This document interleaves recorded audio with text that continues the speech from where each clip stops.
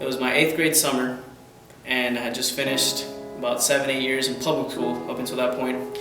And so then I was just deciding and wondering where I was going to go for high school. I had some choices, but public high school right down the road, and then Mount Pisgah Academy.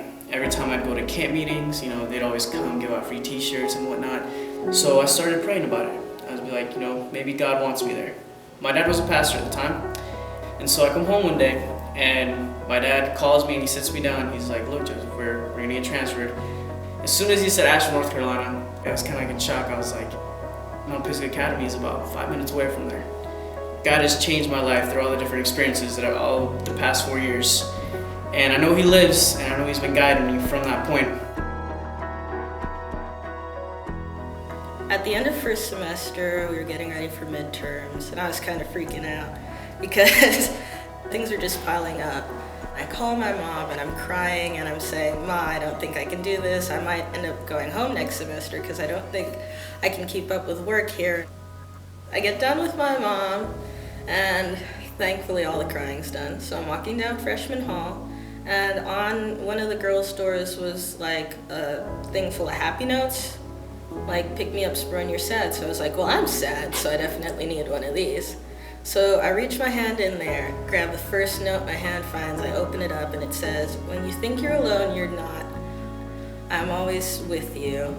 And it was signed God. And I was just like, well, that's perfect, because I definitely need me some Jesus. I went on the Mexico mission trip, and you could either be working with the children or preaching the sermons for an evangelistic series.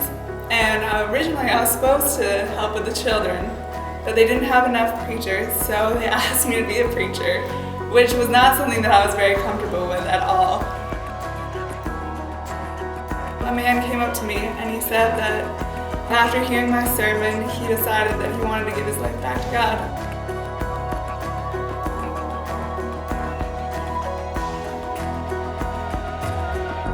We had a student week of prayer earlier in the year, and that was awesome. It was just like, no, staff didn't have a part in it at all. There were no adults involved. They came to watch us, but it was kids getting up and doing something for God, and just kind of pouring their heart out to their peers, and it was really powerful. And then at the end of the week of prayer, we got news that Justin had died.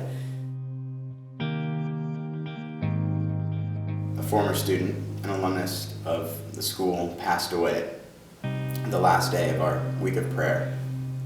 We had a speaker plan and everything and music, but none of that even mattered. As soon as we found out that happened, everybody was out praying around the bell. We were praying with each other. We were praying in a big group. We were praying out loud. We were praying silent. Everybody was crying. Everything had been going good, and all of a sudden, something big like that, just, I don't know, it hit me pretty hard. Everybody just really came together and became a family. I saw Jesus in that situation. Even in death or despair or anything, God, He's in everything. God is definitely working on this campus, and He's working really hard to change people, and the devil's having to step it up.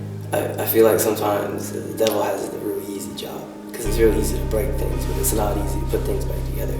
And God every time puts it back together, and He puts our lives back together, and no matter what the devil throws our way, God's always like, right hook right back at him. I don't think that God is in just one thing. I don't think God picks, I'm going to be in this today, I'm going to be in that today. The whole day, God is in everything all the time. It's whether you choose to see Him or take the advantage of God being there. He's never not there with us. God is doing such a powerful thing here. The devil is just working as hard as he possibly can to bring us down.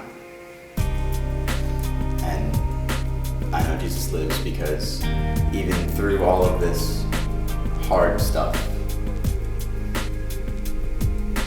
God is still there. Satan hasn't brought us down. I love it because it goes back to our school text, which is in Jeremiah 29:11, which tells us that God has plans for us, plans to prosper us and not to harm us, and to give us hope. Jesus isn't some sort of dead guy who's in the books. He's actually alive in us. He ends up showing himself in the most surprising, fantastic ways. You can choose to see God in anything, bad things, good things. God's always there, you just have to look for him.